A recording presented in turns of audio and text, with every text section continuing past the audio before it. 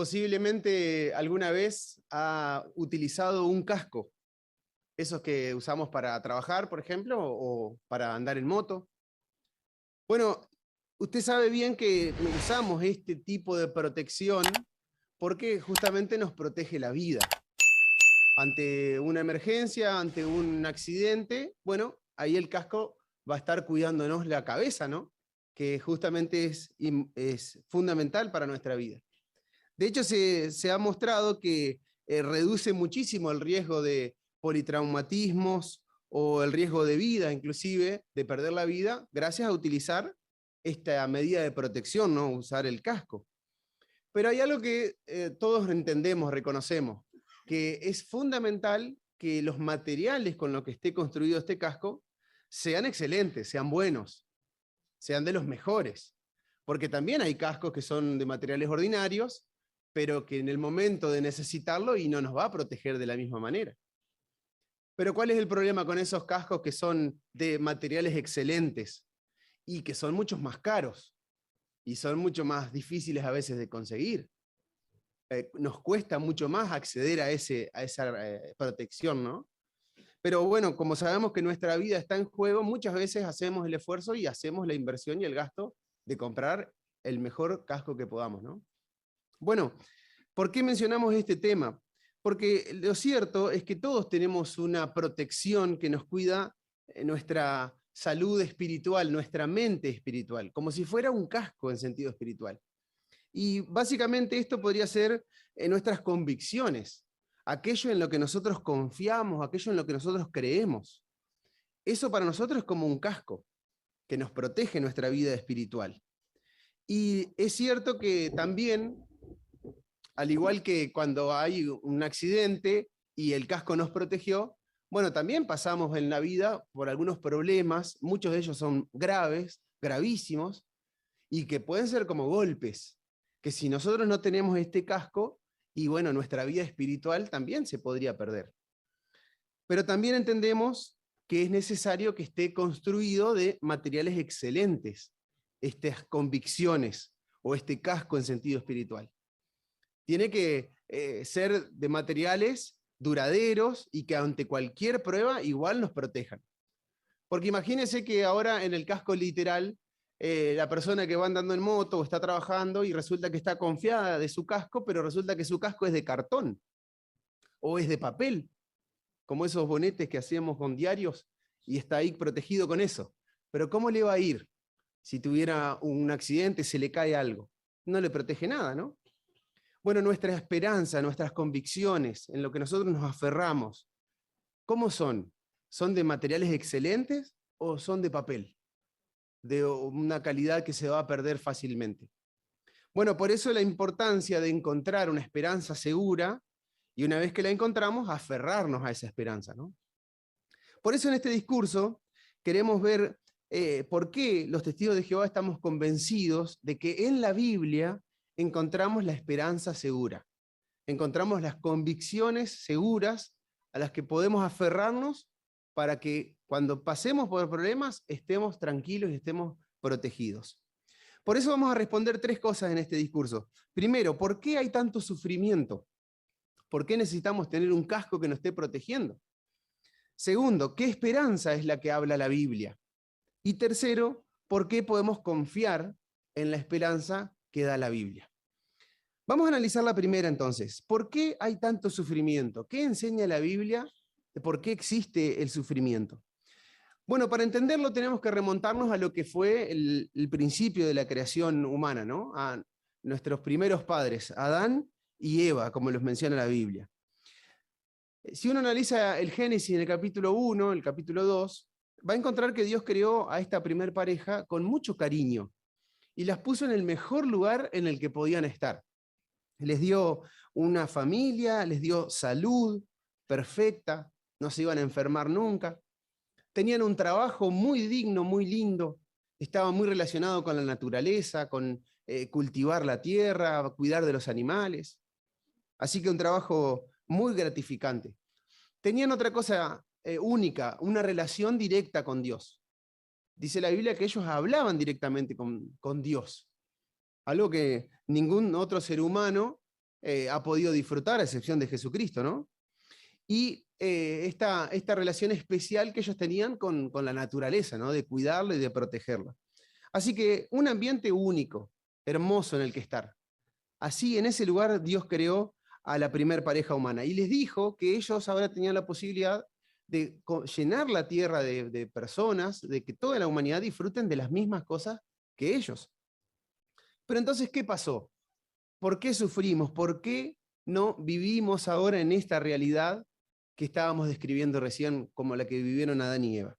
Bueno, vamos a ver, por favor, lo que dice el libro a los Romanos, la carta a los Romanos, en el capítulo 5, en el versículo 12. Ahí encontramos una primera razón, ¿no? De por qué hoy no vivimos en esa situación. Romanos 5, 12. Dice el texto, así pues, por medio de un solo hombre, el pecado entró en el mundo, y por medio del pecado entró la muerte. Y así fue como la muerte se extendió a todos los hombres, porque todos habían pecado. ¿Encontró la respuesta que da la Biblia entonces a por qué existe el sufrimiento en este tiempo? Bueno, dice acá que es por culpa del pecado. Y ese pecado que introduce también la muerte como consecuencia final para toda la humanidad, porque dice todos los hombres ahora estaban heredando este pecado.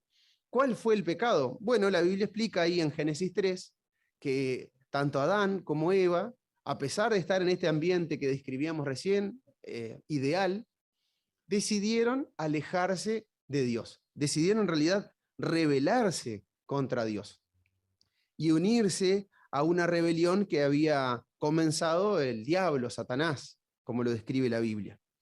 Así que este diablo, este Satanás, logró que esta primer pareja humana se alejara y desobedeciera a Dios. Eso hizo que ellos ya no pudieran tener descendientes perfectos como eran ellos, y bueno, les acarrió la muerte a ellos y el pecado, como acabamos de leer en el texto, a todo el resto de la humanidad. Pero bueno, esta situación es la que fue introducida a la humanidad. Podríamos ilustrarlo como aquel hijo que es muy querido y muy cuidado en una familia. Y ahora se lo tiene en un ambiente lo más lindo posible a este hijo, ¿no? Se le da un hogar, se le da cariño, se le da instrucciones. Y en ese ambiente, perdón, este hijo se va desarrollando. Pero en un momento ahora el hijo decide desobedecer a los padres. Decide tomar malas decisiones, meterse tal vez con malas compañías y empezar ahora a andar en muy malos caminos, a pesar de las muchas instrucciones que le pueda dar los padres. Pero los padres no lo pueden obligar a tomar buenas decisiones al hijo. Así que en un momento lo que sencillamente hacen es dejarlo que el hijo tome las decisiones y que enfrente las consecuencias. Bueno, eso es lo que pasó entonces con Adán y Eva, con la primer pareja humana. Jehová no podía obligarlos a que tomen decisiones. Les puso el mejor ambiente posible, pero las decisiones las iban a tomar ellos. Bueno, pero uno diría, pero está bien, es lindo el ejemplo, pero Jehová no es un humano. Él no tiene las limitaciones que tiene un papá o una mamá hoy en día. ¿No podría haber hecho algo para solucionar el problema? Y claro que sí. Y no solo podía haberlo hecho, sino que Jehová mismo lo hizo. Él se encargó de generar la solución. Ni bien surge el problema. Vamos a verlo, por favor, en el pasaje también de Romanos, pero no en el capítulo 8. Vamos a ver un pasaje, un texto bíblico que hemos leído algunas veces, 8, 20 y 21. Y usted va a ver que tiene muchas expresiones que tenemos que desarrollar, entenderlas bien, para ver qué es lo que Jehová hizo, lo que Dios hizo, para rescatar o salvar a la humanidad de esta situación. Romanos 8, 20 y 21. Ahí dice, porque la creación fue sometida a la inutilidad, no por su propia voluntad, sino por la de aquel que la sometió, tomando como base la esperanza de que la creación misma también será liberada de la esclavitud a la corrupción y tendrá la gloriosa libertad de los hijos de Dios. Mire qué cantidad de conceptos que hay acá en este pasaje, ¿no? Primero dice que la creación fue sometida a inutilidad. ¿Qué se referirá con esto? ¿A qué se refiere a que la creación fue sometida a inutilidad? Bueno, esta palabra inutilidad tiene que ver con la inutilidad de un objeto que no cumple con el objetivo para el que se lo creó. Un objeto que no cumple con el objetivo para el que se lo creó. Entonces, si no cumple con el objetivo, es inútil. Piensa usted en un cuchillo que no tiene filo. Es inútil. No cumple el objetivo para el que fue creado. Piense usted en su vehículo, en un auto, una camioneta que no tiene ruedas. Es muy lindo, muy cómodo tal vez, pero no te lleva a ningún lado. Es inútil, no cumple el objetivo para el que fue creado. Bueno, en esa situación, dice el texto, es el que fue sometida la humanidad, la creación. Claro, ahora entendemos porque decíamos Adán y Eva que habían sido creados en un ambiente hermoso para disfrutar de trabajo, disfrutar de la familia, de salud, en un ambiente en el que la naturaleza era primordial. Bueno, todo eso, bueno, se perdió. Entonces hoy el hombre no disfruta ni de la familia realmente, ni de su trabajo, no disfruta de la naturaleza, al contrario, la humanidad la va corrompiendo, destruyendo cada vez más. Tampoco tiene la humanidad una relación directa con Dios. Entonces lo cierto es que la humanidad no cumple con el objetivo para el que fue creada. En ese sentido, entonces, dice el texto, fue sometida a inutilidad. Pero ¿quién la somete a esta inutilidad? Bueno, dice el texto que no fue por voluntad propia, ¿no? No fue por su propia voluntad, sino por quién. Dice, por aquel que la sometió. Así que alguien sometió a la humanidad a inutilidad. ¿Quién fue? ¿Fue el diablo? ¿O fue Adán? ¿Cómo dice el texto? Al final del 20. Dice que el que la sometió lo hizo tomando como base la esperanza. Tomando como base la esperanza. El diablo o Adán, ¿podían darle alguna esperanza de salir de esa situación a la humanidad? ¿Verdad que no? El único que podía darle esperanza era Dios mismo. Entonces, es Dios el que ha sometido a la humanidad por este tiempo a la inutilidad, a no cumplir con el objetivo con el que fue creado. Pero entonces uno diría, ¿obró con justicia Dios al hacer esto? ¿Estamos diciendo entonces que Dios es el culpable o el causante del sufrimiento? Bueno, por supuesto que no. ¿Recuerda el ejemplo de este joven que se toma muy malas decisiones? Bueno, ahora imagínese que toma tantas malas decisiones que ahora se mete en drogas, se mete en la delincuencia, y claro, en algún momento va a ser apresado y va a ser juzgado. Y es muy probable que cumpliendo condena este delincuente y pase mal, pase por muchos problemas. Pero ¿podría acusarlo al juez de haberlo metido en esta situación? ¿Verdad que no? Bueno, Jehová actuó como ese juez que dicta sentencia contra un delincuente, contra alguien que ha hecho cosas realmente malas. En ese sentido, sí, Jehová ha sometido a la humanidad a inutilidad.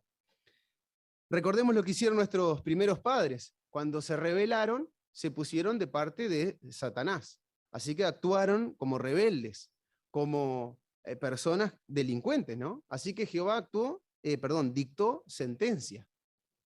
La humanidad ahora, entonces, estaría libre de hacer lo que ellos dispongan. Por ejemplo, lo que decía el diablo es que Dios no sabe gobernar, Dios no tiene la mejor forma de gobernación, sino que la humanidad se puede gobernar sola. Y eso es lo que Adán y Eva demostraron, que ellos querían independizarse de Dios, gobernarse solos. Así que dijimos, Jehová dictó sentencia y dijo, bueno, pueden gobernarse solos. Y eso es lo que ha hecho la humanidad a través de los siglos, gobernarse a sí misma bajo la influencia del diablo. ¿Y cómo le ha ido? Bueno, las consecuencias están a la vista, ¿no? Las guerras, las pandemias, el hambre, la corrupción. Todo eso fueron sufrimientos causados por culpa de este pecado original que mencionábamos al principio, ¿no? Por alejarse de Dios.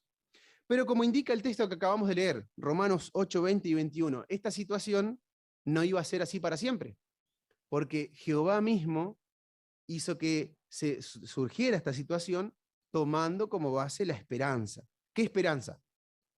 De que toda esa situación se termine. Los humanos obedientes, que fueran descendientes de Adán y Eva, iban a poder ver el fin de la inutilidad y poder disfrutar, como dice al final del texto, de la libertad de los hijos de Dios.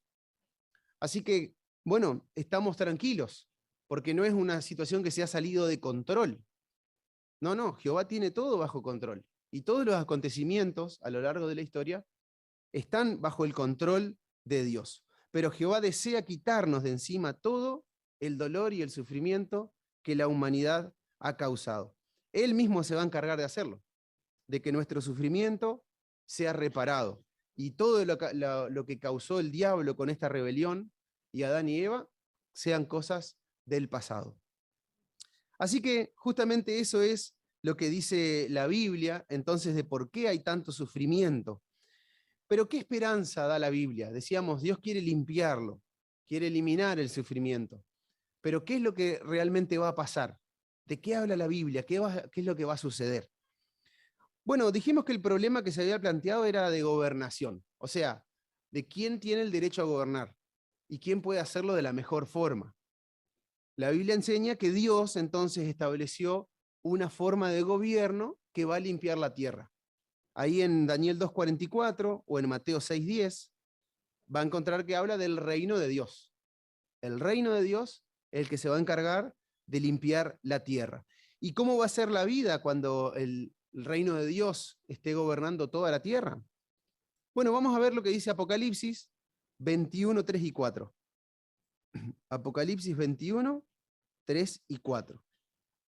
Y también podemos ver esta imagen que tenemos que nos ilustra un poquito este texto que vamos a leer, ¿no? Dice, luego oí una voz fuerte que salía del trono y decía, mira, la tienda de Dios está con la humanidad.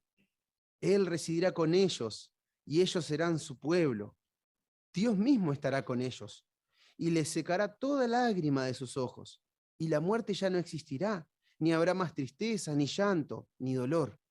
Las cosas anteriores han desaparecido. Bueno, ¿qué le parece la imagen? Ilustra un poco lo que estamos leyendo acá, ¿no? Esto de que ya no existan el sufrimiento, la tristeza, el dolor, inclusive la muerte, que sean cosas del pasado, ¿no? Entonces, en cada globito que tenemos ahí, puede ver cómo va quedando atrás cada causa de sufrimiento, o muchas de las causas de sufrimiento que tiene la humanidad hoy. Bueno, eso es lo que promete la Biblia, esa es la esperanza que da la Biblia, de que las cosas que hoy realmente nos afligen queden en el pasado. Pero vamos a analizar, muchas gracias por la ilustración, vamos a analizar más detenidamente dos problemas que afligen a toda la humanidad hoy en día y cómo el reino de Dios los va a arreglar. El primer problema, tal vez en estos días, entre ayer y hoy, vio un poquito las noticias, hay un problema que sigue afligiendo a la humanidad que es la guerra. Y justamente en estos días nuevamente resurge en los medios y nos cuentan de vuelta cómo aflige a toda la humanidad. Y muchas personas tienen mucho miedo por este tema, ¿no? ¿Qué va a hacer el reino de Dios para eliminar la guerra? Mire, vamos a leer el Salmo 72, 7 y 8. Y a ver si usted puede descubrir cuál es la solución que se plantea acá. 72, 7 y 8.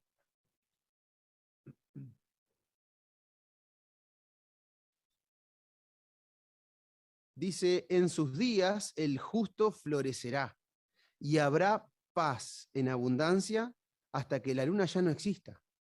Él gobernará de mar a mar y desde el río hasta los confines de la tierra. Bueno, acá está hablando del reino de Dios y dice que bajo este reino entonces va a florecer el justo, dice. Así que va a haber personas justas solamente siendo ciudadanos de este reino, ¿no? Pero ¿cómo se logra según el versículo 8 o el verso 8? Dice, gobernará de mar a mar y desde el río hasta los confines de la tierra. Así que ¿cuántos gobiernos va a haber en toda la tierra? Uno solo. No va a haber forma de que nadie se pelee, que gobiernos se peleen entre ellos, no va a haber guerras porque va a haber un solo gobierno, un solo reino en toda la tierra. Así que las guerras van a ser algo del pasado. van a ser algo que nunca más van a volver a existir y a causar sufrimiento a la humanidad. Otro problema que aflige a la humanidad y no lo puede resolver son justamente las enfermedades. Por ejemplo, la pandemia. Algo que el hombre no pudo ni prever ni detener a tiempo antes de que cause tanto sufrimiento.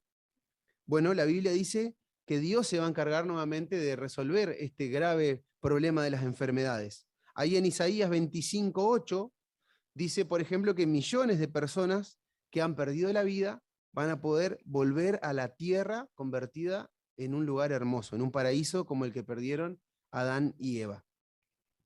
Las personas que sean obedientes, que amen a Dios, van a poder estar ahí. Y mientras se mantengan obedientes, van a seguir viviendo ahí, para siempre.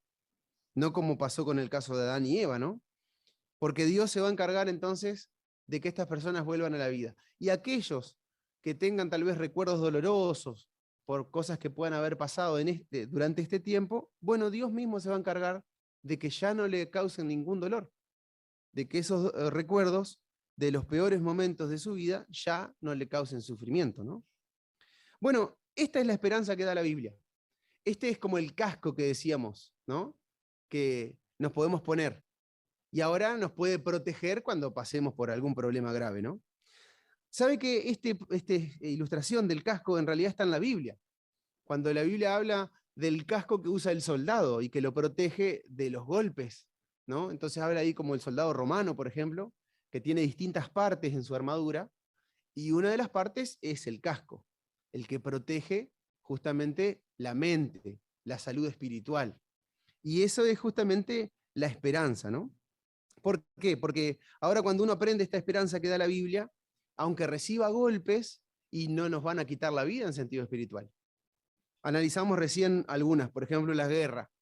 Bueno, cuando un cristiano ahora aprende estas cosas, aunque afronte las consecuencias de la guerra, que serán como un golpe, no le van a quitar la vida. O, por ejemplo, afronta problemas graves de problemas económicos o enfermedades graves. Son como golpes que podrían quitarnos la vida espiritual.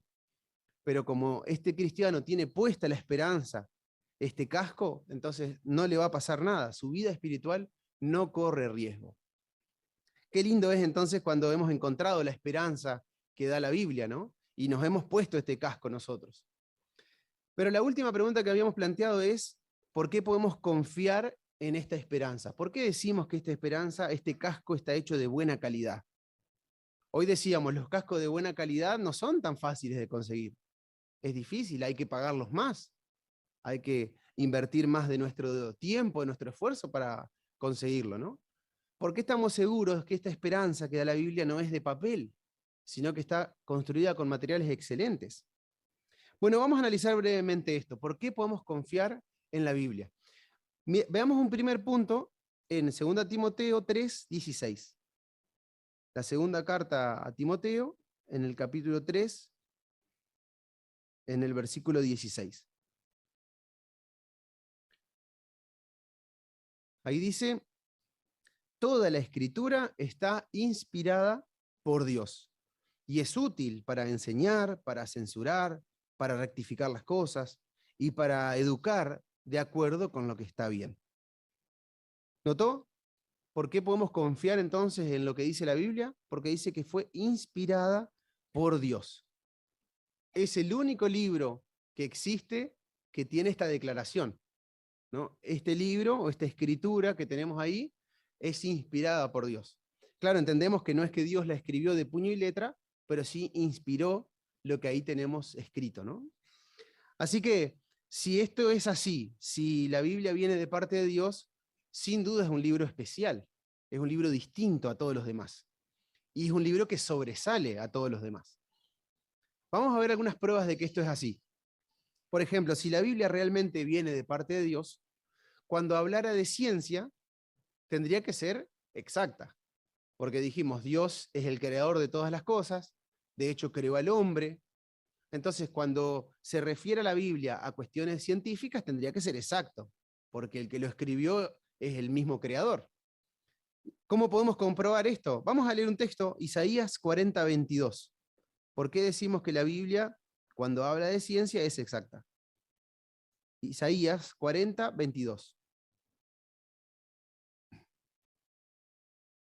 Dice, hay uno que vive por encima del círculo de la tierra, cuyos habitantes parecen saltamontes. Él extiende los cielos como una gasa fina y los despliega como una tienda en la cual vivir. ¿Notó cuál es la forma que le da la Biblia a la tierra? Dice, es un círculo. Así de sencillo. La tierra es un círculo. O en algunas traducciones va a encontrar que dice una cúpula. Bueno, eso es exacto, porque sabemos que la tierra es un círculo, que es redonda.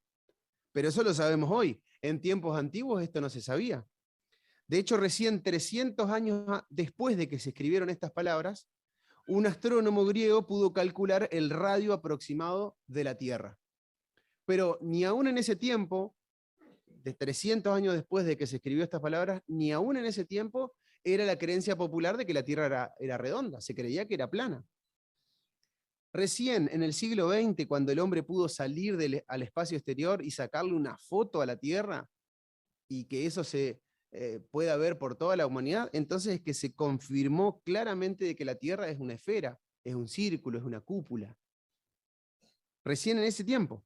Pero la Biblia ya lo decía 700 años antes de Cristo, que la Tierra es un círculo. ¿Por qué? Porque el que escribió la Biblia, el que inspiró la Biblia, era el creador mismo. Así que cuando hable de ciencia, va a ser exacto. Ejemplos como este que le menciono va a encontrar en medicina, en anatomía, en botánica, en geología. Así que qué lindo es descubrir estas perlitas, ¿no?, que nos demuestren por qué estamos convencidos de que la Biblia viene de parte de Dios. Una segunda idea, ¿por qué decimos que la Biblia viene de Dios? Porque si bien la Biblia no es un libro de autoayuda, ha ayudado a millones de personas a controlar la ansiedad. ¿Le gustaría tener un tip para controlar la ansiedad? Mire, vamos a Mateo 6, 27. Mateo 6, 27 y 34. Son dos versículos acá. 6, 27 y 34. El 27 dice, ¿quién de ustedes, por angustiarse, puede alargar un solo codo a la duración de su vida? ¿Nota qué clarito el consejo? ¿Le ayudará a controlar la ansiedad? ¿Quién de ustedes, por angustiarse o por estar ansioso, va a vivir un día más? Al contrario, ¿no? Nos estamos acortando la vida de tanta ansiedad. Y mira el 34. Así que nunca se angustien por el día siguiente, porque el día siguiente traerá sus propias preocupaciones. Bastante hay con los problemas de cada día. Bueno, si de verdad ponemos en práctica en nuestra vida este solo consejo, vamos a ver que vamos a poder controlar la ansiedad. Bueno, así que un segundo ejemplo, ¿no? Decimos que la Biblia es superior. Estas palabras tienen casi 2000 años escritas. Así que realmente podemos confiar nuevamente que vienen de parte de Dios. Y también la Biblia está llena de profecías que ya se han cumplido o que en este momento se están cumpliendo. Así que si las analizamos, las investigamos, también vamos a encontrar que la Biblia es superior a cualquier otro libro. Bueno, ¿hay algún punto que le llamó la atención de estos que mencionamos muy por arribita? Vale la pena investigarlo, ampliarlo, averiguar más. Porque así como vale la pena invertir en un casco de buena calidad, vale la pena invertir en nuestra esperanza, en nuestras convicciones. Porque decíamos, depende mucho nuestra vida espiritual de esto. Claro, va a exigir un poquito más de tiempo, de esfuerzo, vamos a tener que sentarnos ahí a estudiar y poner la mente en eso, ¿no? Pero bien vale la pena por los muy buenos resultados que vamos a obtener. ¿Qué podemos hacer entonces para confiar en la esperanza que da la Biblia? Bueno, además de analizar los puntos que vimos hoy, podemos seguir investigando, podemos seguir estudiando y también podemos preguntarle a otros qué ha hecho que ellos puedan tener esperanza, la esperanza segura. Ellos tuvieron que investigar, tuvieron que descubrir por ellos mismos las preguntas, las respuestas a las preguntas importantes, ¿no? Bueno, esto, mencionan, los llenó de paz. Así que no hay duda de que este también es nuestro caso cuando encontramos la esperanza que da la Biblia. La Biblia dice que la esperanza es segura y tan firme como un ancla. Por eso en este discurso pudimos ver por qué existe el sufrimiento, cuál es la esperanza que da la Biblia y por qué podemos confiar en esa esperanza. Si nosotros también logramos alcanzar esta esperanza, bueno, a pesar de los problemas podemos mirar al futuro con alegría, con confianza, porque sabemos que la esperanza que da la Biblia es segura y pronto se hará realidad.